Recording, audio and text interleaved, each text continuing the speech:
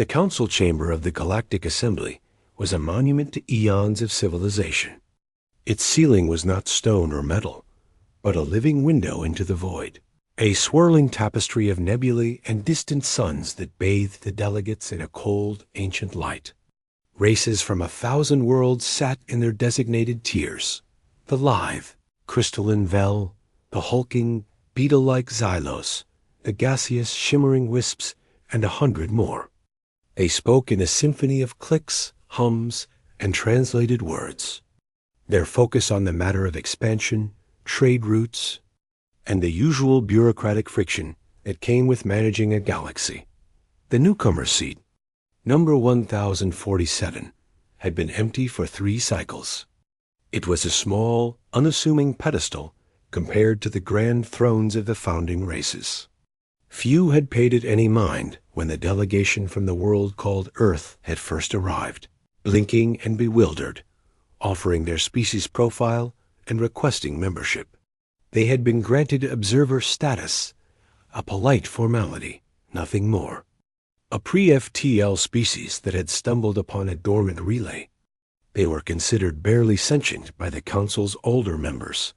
High Arbiter Thalk, a being of immense age and patience from the founding race known as the Ethel, raised a slender, 4-fingered hand.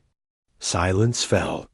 His species had guided the assembly for 100,000 years, their wisdom considered infallible. The matter of Sector Theta 9 is concluded. The mining rights are granted to the Xylos Consortium. A new voice, sharp and clear, cut through the approving murmurs. It came from the small, unassuming pedestal. A human, Ambassador Elias Vance, stood. He was not tall by galactic standards, nor did he possess shimmering scales or a commanding aura. He just stood there, his face pale, his eyes fixed on the High Arbiter with an intensity that seemed to bore through the ancient being. "High Arbiter," Vance said, his voice amplified by the chamber's translation field. "On behalf of the United Nations of Earth, I request an urgent addendum to the agenda. The matter concerns a world on the edge of the Zocorian frontier, designated by our astronomers as Kepler 442b. We have established a research outpost there. Our scans indicate it lies within the territory you are about to grant." A low, dismissive chuckle rippled through the chamber. The Xylos representative, a massive creature named Krolt, shifted his armored bulk. "The human speaks of a world on the frontier, a research outpost of 46 individuals. Their claim is sentimental, not strategic. The minerals beneath that world are required for the consortium's war efforts against the hive swarm. The matter is settled." Vance did not sit. His voice remained level, though a muscle in his jaw tightened. "We have not yet established diplomatic protocols with the Zocorians. Our outpost is peaceful. Relocating our personnel would require—" "Your personnel are irrelevant," Krolt interrupted, his mandibles clicking in what passed for amusement. "You are an observer species, Ambassador. You hold no territory. You have no military to speak of. You possess a single system, which you barely control. The Council thanks you for your input and reminds you of your station. The matter is closed." He turned back to the High Arbiter, who gave a slow, deliberate nod. "The Xylos Consortium's claim is validated. The human outpost is to be vacated within 1 standard cycle. The Council will provide transport for its personnel to the nearest neutral port." Ambassador Vance stood frozen for a moment. He looked around the chamber at the indifferent faces, the cold, alien logic that saw a world with a human settlement as nothing more than a coordinate on a map to be traded. He had warned them. His briefings, his data on human history, on what happened when their territorial integrity was violated, had been filed, read, and dismissed as the primitive emotional outbursts of a young species. They saw a few dozen scientists. They did not see what those scientists represented. "You are making a mistake," Vance said, his voice quieter now, yet it carried through the silence that had fallen.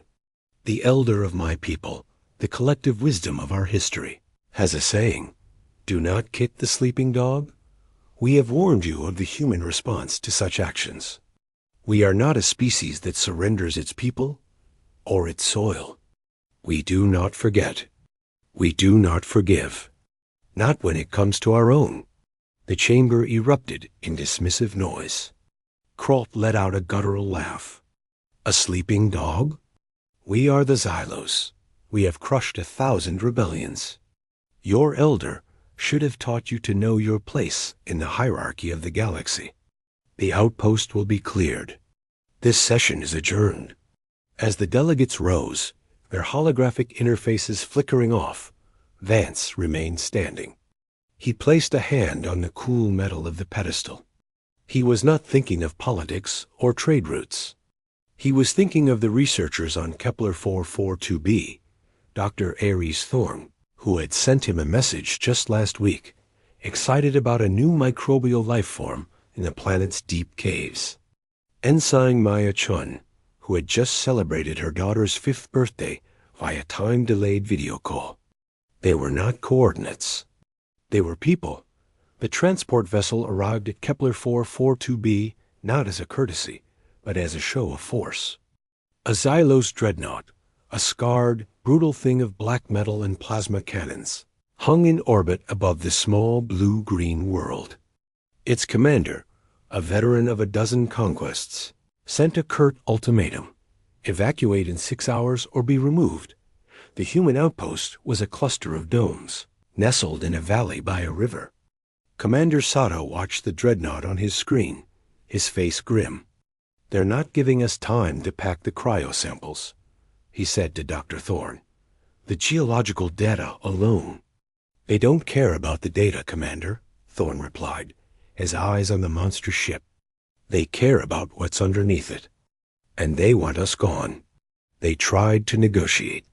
They sent messages outlining the scientific value of the outpost, the ongoing projects, the risk to personnel if they were forced to evacuate without proper shuttle protocols. The Xylos commander's response was a single terse line: "Your claim is invalid. Your species is irrelevant. You have 4 hours." On the final hour, a shuttle from the dreadnought descended. It did not land at the outpost's designated pad. It landed in the middle of the main dome, crushing the hydroponics lab. Xylos soldiers, armored and armed with plasma rifles, poured out. They did not fire, but they did not need to. Their presence was the message. They herded the 47 scientists and support staff out into the cold air. Commander Sato stood in front of them, his hands raised. "This is an illegal seizure. We are non-combatants. We demand to be transported to a neutral port under council law." The Xylos commander, a creature named Vorlag, strode forward. He was twice Sato's height. He looked down at the human, his multifaceted eyes reflecting the chaos behind them. "Council law is made for species that matter," he rumbled. He gestured to a transport barge that had landed behind his troops. "You will be taken to the port on Zalker 3. From there, you are the problem of your own people. Be grateful for your lives. We are not known for such mercy." They were loaded like cargo. No belongings, no data cores, not even their coats for the cold climate of Zalker 3. Dr. Thorne tried to take a small case of irreplaceable microbial samples. A Xylos soldier smashed it with the butt of his rifle, the glass shattering, the unique life forms dying in the frigid air. On Zalker 3, they were dumped in a squalid transit hub, a way station for refugees and mercenaries. They had no money, no identification the local authorities would recognize, and no way to contact Earth except through the Galactic Com network, which required credits they did not have. They were stranded. 4 days later, 2 of the scientists, suffering from exposure and the shock of the violent displacement, were hospitalized. A third, a botanist named Elara, died from a previously undiagnosed condition exacerbated by the stress. When the news reached Earth, it was not delivered with diplomacy. Ambassador Vance stood before the United Nations General Assembly, his face a mask of controlled fury. He played the recordings, the council session, the ultimatum, the desperate calls from the outpost, the shattered case of samples, and finally, the image of Alara's body being loaded onto a local transport for a pauper's burial. The Galactic Council was warned, he said, his voice echoing in the silent hall. The Xylos were warned. They called us irrelevant. They said our claim was invalid. They treated our people as vermin to be swept aside. They have taken our world. They have stranded our citizens. They have killed one of us. He looked at the faces of the world's leaders. For 1,000 generations, our history has been a story of such acts, of the strong taking from the weak, of borders drawn over our bodies. But it is also a story of what happens when the weak decide they will no longer be weak. We told the council of our elders' warning. They ignored it. Now we must ensure they understand it. The motion that passed that day was not a declaration of war. It was something far more terrifying to the established order of the galaxy. It was the unanimous activation of the Ethelberg Protocol, a contingency plan drawn up in secret for decades, a response to the one scenario humanity had always feared, being rendered irrelevant in a hostile galaxy. The plan had many phases. The first was already underway. Even as the Xylos began their mining operations on Kepler 442b, they found the planet strangely uncooperative. Their automated drills would seize, their magnetic scanners would return gibberish. Their communication arrays would experience cascading failures. It was not sabotage. It was a ghost in the machine. B. The Xylos Consortium's initial reports from Kepler 442b were baffling. Their chief engineer, a grizzled veteran named Tuvok, stared at the diagnostics on his console, his forearms crossed in frustration. The planet was rich in the heavy metals they needed, but their entire operation was plagued by a persistent, maddening inefficiency. Drills that had functioned perfectly for centuries would suddenly reverse their polarity, shattering their diamond-tipped heads. Atmospheric processors would begin venting oxygen instead of filtering it. The magnetic rails used to transport orb to orbit would fluctuate, sending carloads of valuable material hurtling into the darkness. Sabotage? His superior, Warlord Graff, demanded, his armored form filling the doorway of the command center. No physical intrusion. Tuvok replied, tapping a claw on a scrolling wall of code. It's in the systems. A virus. But unlike any we've ever seen. It doesn't attack. It mimics. It learns the operational parameters, then introduces microfailures. A degree of heat here, a millisecond of delay there. By the time our diagnostic routines identify a problem, it has already adapted to a new one. It's not a weapon. It's a chronic disease. Graff's mandibles clicked in anger. Trace it. Find the source and purge it. We've tried, Tuvok admitted, the frustration clear in his voice. Every time we isolate a fragment, it dissolves. But we find its signature in the next failure. It's like trying to catch smoke.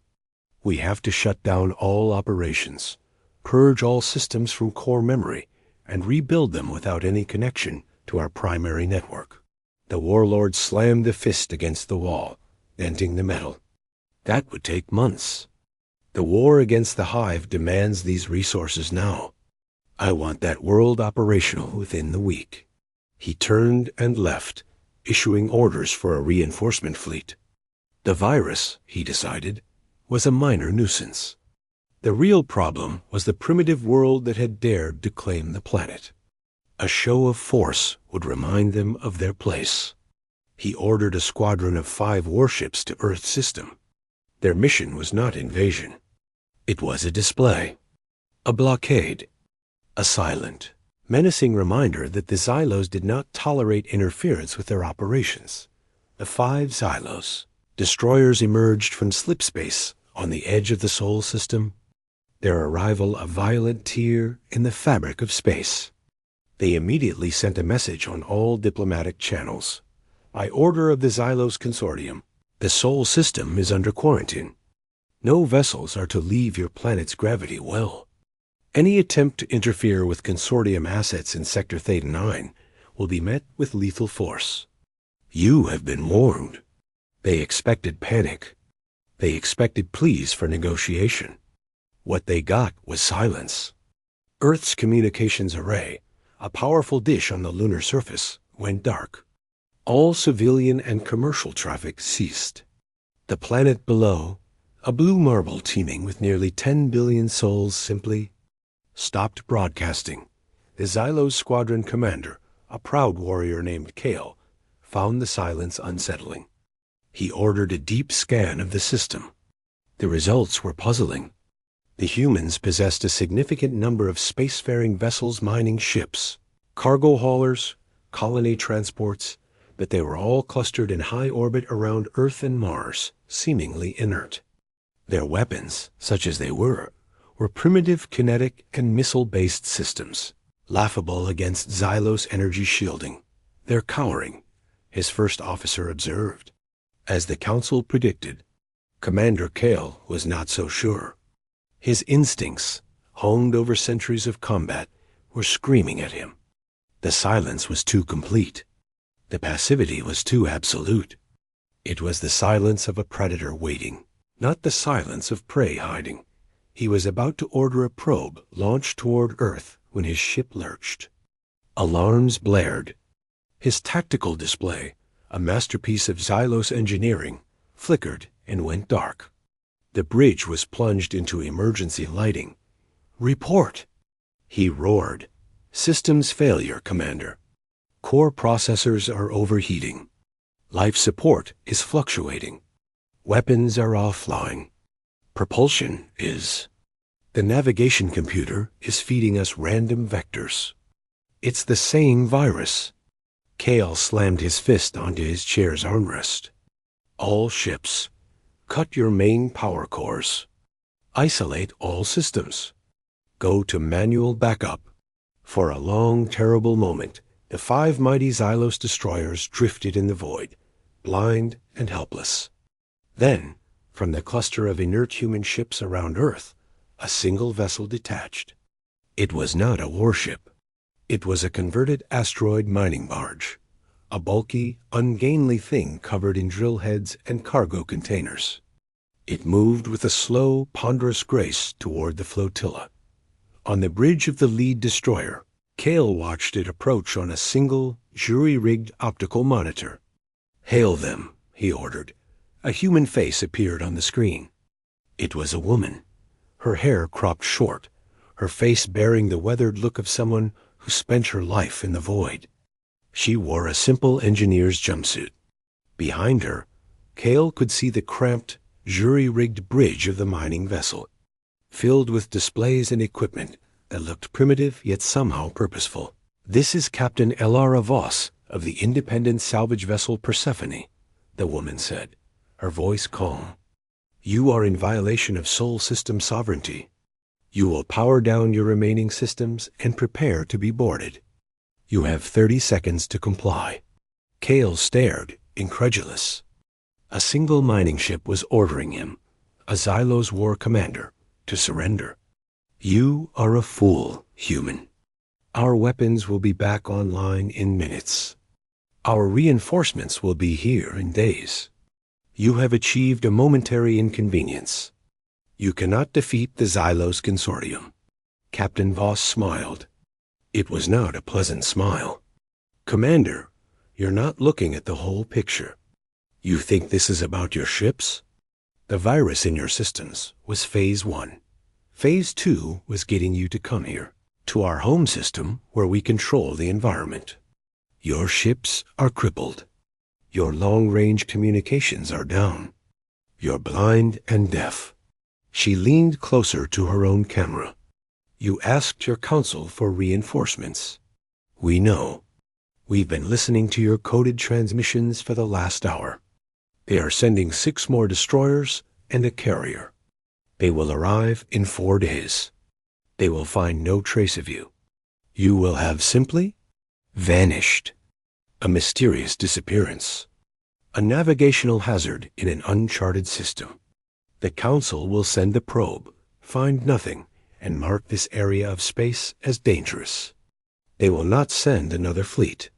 They cannot afford to. They are at war. Kale felt a cold dread settle in his thorax. You intend to destroy us? Destroy you? Voss shook her head. No, Commander. That would be wasteful.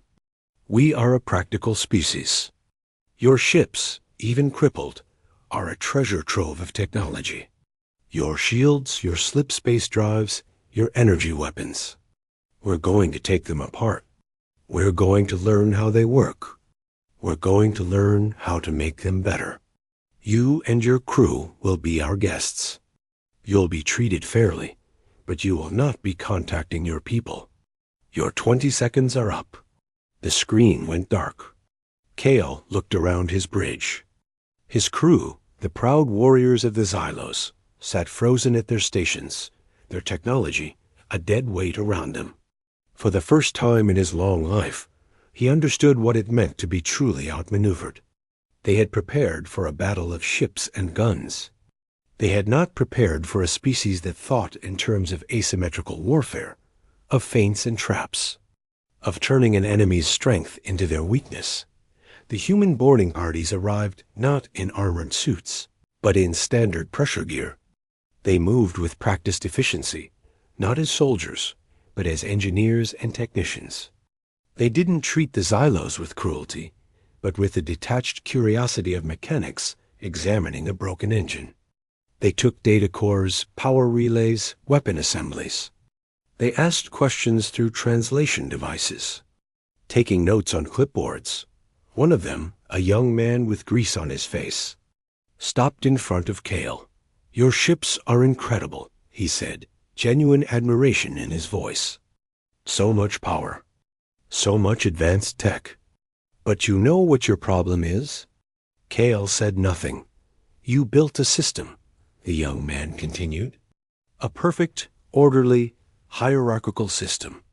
And you assumed everyone else did too. You never considered that someone might build a system just to take yours apart." He tapped his own temple. "That's the difference. You see a machine. We see a puzzle. And we've been solving puzzles since we first figured out how to crack a nut with a rock." Over the next 4 days, the human salvage teams worked tirelessly. They stripped the destroyers of anything useful, documenting every component, every alloy, every line of code. When the Xylos reinforcement fleet arrived, they found nothing but a faint energy signature and a scattering of debris intentionally left behind to look like the result of a catastrophic reactor failure. The human vessels were back in their orbits, inert as ever. The Persephone and her prize were already docked at a hidden facility in the asteroid belt, where 1,000 human engineers waited to begin their work. The Galactic Council received the report of the lost squadron with a mix of irritation and mild concern. A navigational hazard, they concluded. An uncharted gravity well. The Xylos, too proud to admit they had been outsmarted by a primitive species, accepted the explanation. The war with the hive swarm demanded their attention. The human matter was a closed book. But Ambassador Vance, back on the council floor, watched the proceedings with a calm pat. The war between the Xylos Consortium and the hive swarm ground on. A bloody stalemate had consumed the attention of the Galactic Council. The Xylos, their resources stretched thin, abandoned their mining operations on Kepler 442b, leaving behind automated sentries and a skeleton crew. The planet was no longer worth the cost. The human matter was a distant, insignificant footnote. That was their second mistake. Year had passed since the loss of the Xylos destroyers in the Sol system. A year in which humanity had worked in secret, driven by a unity forged in the fire of humiliation and loss. The Ethelberg Protocol was not a single plan, but a living doctrine. Its first phase had been digital warfare, the virus that had crippled the Xylos fleet. The second phase had been acquisition, the capture and reverse engineering of Xylos technology. The third phase was now ready for deployment, that it began not with a declaration, but with a whisper. On a dozen worlds on the fringes of Xylos-controlled space, communication relays began to fail, not with the sudden violence of an attack, but with a slow, creeping degradation. A signal here, a frequency there. The Xylos engineers, already overworked by the war, dismissed it as component fatigue. They ordered replacements from the core worlds, unaware that the very supply chains they relied on were being subtly, invisibly compromised. The human-built ships that emerged from the asteroid belt were unlike anything the galaxy had seen. They were not copies of Xylos designs. They were something new. They were built with a philosophy that was fundamentally human: redundancy, adaptability, and a complete lack of reliance on a central network. Each ship was an independent entity, its systems isolated, its command structure decentralized. They had no grand flagship whose destruction would cripple the fleet. They had no single point of failure.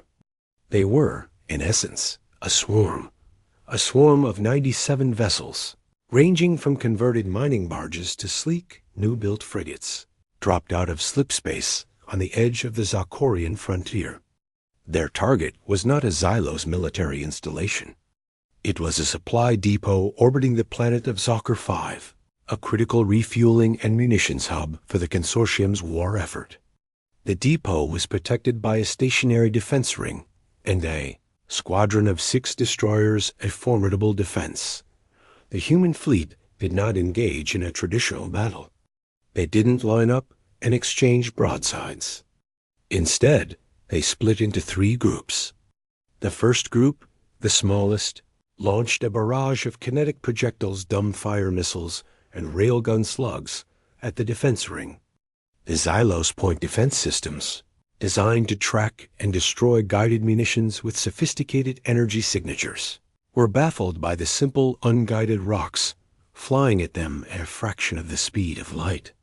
They destroyed many, but enough got through, smashing into the ring's structures with the force of small asteroids, creating chaos and debris. While the defense ring was occupied, the second human group, composed of the fastest ships, made a high-speed run directly at the depot itself. They didn't fire weapons. They launched pods. Hundreds of pods, small, unpowered, and covered in radar-absorbent materials, scattered into the debris field created by the first attack. They were impossible to distinguish from the wreckage. The Xylos destroyers, their captains veterans of 100 battles, moved to intercept the fleeing human ships, confident they had driven off a pathetic raid. They left the depot to clean up the debris. That was their mistake. The pods were not bombs. They were boarding craft. Each one carried a squad of human marines, but not in the traditional sense. These were not soldiers bred for shock and awe. They were engineers, programmers, and demolition experts. As the pods latched onto the depot's outer hull, they used plasma cutters technology derived from the captured Xylos destroyers to silently breach the station's airlocks. The battle for the depot was not a firefight in corridors. It was a surgical operation. The humans, wearing lightweight pressure suits and moving with practiced stealth, bypassed the Xylos security forces by simply going around them through maintenance shafts, ventilation systems, and unpressurized cargo bays. They did not seek to kill. They sought to control. Within an hour, they had seized the depot's main computer core, its reactor control room, and its communications array. From there, they locked down the station. Bulkheads slammed shut, isolating the Xylos garrison. Life support in the habitation sectors was reduced to a trickle. The defenders, cut off from each other and their commander, found themselves trapped in their own fortress. The Xylos destroyers, realizing the depot had been compromised, turned back. They were met by the third human group, which had been waiting in the shadows of a nearby moon. This group did not engage them with ship-to-ship fire. Instead, they activated a series of powerful jammers, another human innovation derived from Zelos tech that flooded the destroyers, communication and sensor bands with white noise. The destroyers, designed to operate as a cohesive unit under a central command, were suddenly rendered deaf and blind, each ship isolated from the others. Into this confusion, the first human group returned. They didn't fire missiles or railgun slugs this time. They fired small, agile drones.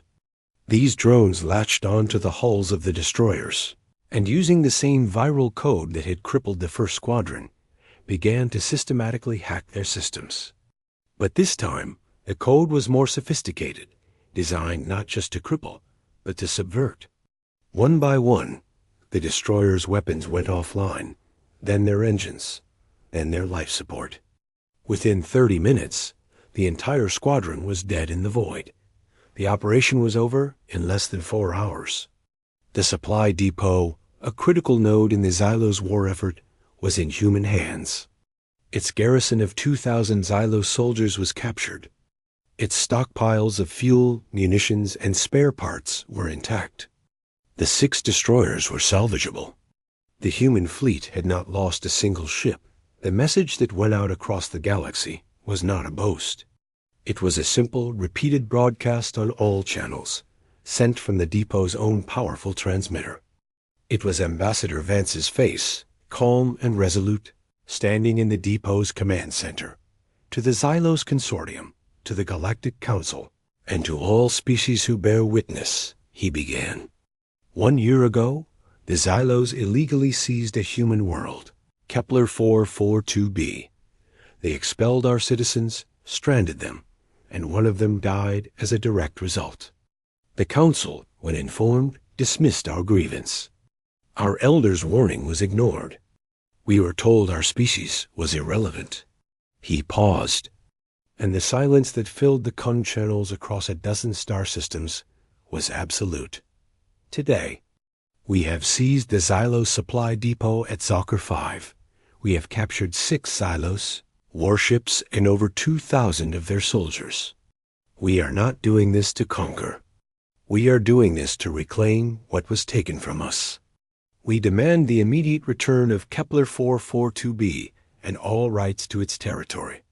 We demand reparations for the families of our murdered citizen, Elara Vance, and for the suffering of our stranded personnel. We demand a formal apology from the Xylos Consortium and from the Galactic Council for their negligence and contempt. He leaned forward, his eyes seeming to look directly at each being watching. If these demands are not met within 10 standard cycles, we will escalate. We will not stop at 1 depot. We will not stop at 6 destroyers. We will dismantle your supply lines, your communication networks, your ability to wage war, piece by piece. We are not your enemy. We are your consequence. The Elder warned you. We are giving you one last chance to heed that warning before we are forced to make you understand. The galaxy erupted. The Galactic Council convened in an emergency session, the first in over a century. The Xylos representative, Warlord Grath, raged and demanded that the full might of the consortium be brought to bear on the human pests. But other species, those who had long chafed under the Xylos' military dominance, listened to Vance's words with a new perspective. The Vel, the Wisps, a dozen smaller races began to ask questions. How had a species deemed irrelevant achieved in 4 hours what the combined forces of the Council had failed to do in decades? How had they so easily undone the mighty Xylos? The answer was simple, and it terrified them. The humans had not fought a war. They had solved a problem. They had analyzed the Xylos' military structure, identified its weaknesses, its reliance on centralized command, its network systems, its predictable patterns, and they had built a strategy to exploit those weaknesses with surgical precision. They had not sought a fair fight. They had sought an effective one. On the Xylos homeworld, the ruling council was divided. The war with the hive swarm was reaching a critical point. They could not afford to divert resources to a protracted conflict with a new enemy, especially one that had proven so unexpectedly capable. Yet, to give in to the demands of a primitive species was unthinkable. It would be a sign of weakness that would echo across the galaxy. While they debated, the humans were not idle. The 10 cycles were not a deadline for them. They were a preparation. The captured destroyers were already being stripped and studied. The data from the depot's computers, containing the Xylos' entire logistical network, was being analyzed by 1,000 human strategists. The Ethelberg Protocol was moving to its 4th and final phase, a demonstration so absolute, so undeniable, that it would ensure no species in the galaxy would ever again consider. The 10 cycles passed. The Galactic Council, mired in debate and political maneuvering, failed to produce a unified response. The Xylos, their pride wounded, but their war machine still grinding, dispatched a formidable battle fleet to pacify the human threat. It was a force of 30 capital ships, a carrier, and 100 support vessels, a fleet capable of bombarding a planet into submission. They were done with raids and blockades. They were coming to end the human problem once and for all. Ambassador Vance stood on the council floor for the last time. He was no longer the pleading diplomat of a year ago. He stood with the quiet confidence of a being who knew the outcome of the coming confrontation. He addressed the silent, watching delegates. "The Xylos fleet is on its way to our system," he said, his voice clear and steady. "They have refused our demands. They believe that raw force will settle this matter. They believe that because they have built the largest ships and the most powerful weapons, they are the masters of this galaxy. We are about to show them that they are mistaken." He turned to the High Arbiter. "We have offered peace. We have offered a resolution. You have chosen to let the Xylos act as judge, jury, and executioner. So be it, but know this. When this is over, the map of this galaxy will be redrawn. Not by us, but by the consequences of your own inaction. The Elder's warning is no longer a warning. It is a promise." He walked out of the chamber, his footsteps echoing in the stunned silence. No one stopped him. No one knew what to say.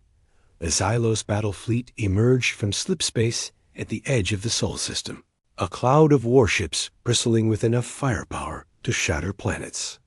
Their commander, a legendary admiral named Zorak, had learned from the mistakes of his predecessors. His ships were running on isolated systems, their communication arrays set to low-power directional bursts, their computer cores disconnected from all non-essential networks. He was taking no chances with the human virus. He deployed his fleet in a defensive formation, sensor drones sweeping the system for any sign of the human fleet. What they found was confusion. The human ships were still clustered in high orbit around Earth, appearing inert. But there were more of them now, hundreds, perhaps thousands, of all shapes and sizes. And they were not alone. The sensor drones detected a massive energy signature emanating from the asteroid belt, a power source unlike anything in the Xylos database. "What is that?" Zorak demanded, staring at the readings. "Unknown, Admiral," his science officer replied, his voice tinged with unease. "It's not a ship. It's a structure. A massive one. It appears to be generating a gravitational anomaly." Before Zorak could order a closer scan, the human fleet moved. Not as a single mass, but as a coordinated swarm. Thousands of ships, from tiny fighter craft to massive converted freighters, launched from Earth's orbit and from hidden bases across the system. They did not form a traditional battle line. They spread out, creating a net around the Xylos fleet. Their movements seemingly chaotic, but guided by an overarching pattern that the Xylos, tactical computers, even isolated, struggled to comprehend. Zorak smiled. They are using the same tactics as before. Disperse and confuse. This time, we are ready. All ships maintain formation. Activate point defense grids. Prepare to fire on my command. But the human swarm did not attack. They stopped at a safe distance, their ships a glittering ring around the Xylos fleet. Then, the massive structure in the asteroid belt activated Dot. It was not a weapon. It was a mirror. A vast, artificially constructed disk, kilometers in diameter, built from the refined hulls of 1,000 captured ships and the accumulated industry of a year of frantic human labor. It had been designed for one purpose: to focus and amplify the electromagnetic output of Sol, the system's sun. The mirror angled itself, catching the unfiltered radiation of the star. It did not fire a beam or a pulse. It simply focused the sun's natural output, its light, its heat, its full spectrum of electromagnetic radiation into a coherent, concentrated column. That column, 100 kilometers wide, swept across the Xylos fleet. Dot. It was not an explosion. It was a wash of pure, relentless energy. The Xylos shields, designed to deflect kinetic impacts and energy bolts, were overwhelmed not by force, but by sheer, continuous pressure. The shields flickered and died. The hulls of the capital ships began to glow, then to warp, then to melt. The sensor drones, caught in the periphery of the beam, simply vaporized. Zorak watched in horror as his mighty fleet, the pride of the Xylos consortium, was cooked in its own armor. Evasive action. All ships scatter. But they were trapped. The human swarm, which had been holding position, now moved in. They did not fire. They did not need to. They simply tightened their net, herding the fleeing, crippled Xylos ships back toward the path of the solar mirror. It was not a battle. It was a culling.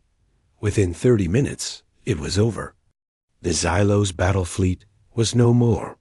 30 capital ships, a carrier, 100 support vessels, all reduced to twisted, molten wreckage drifting in the void. The only survivors were the crews of a few small escorts that had been on the periphery, their ships disabled but intact.